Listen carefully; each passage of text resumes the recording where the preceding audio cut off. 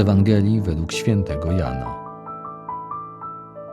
Jezus powiedział do swoich uczniów: Jak mnie umiłował Ojciec, tak i ja was umiłowałem.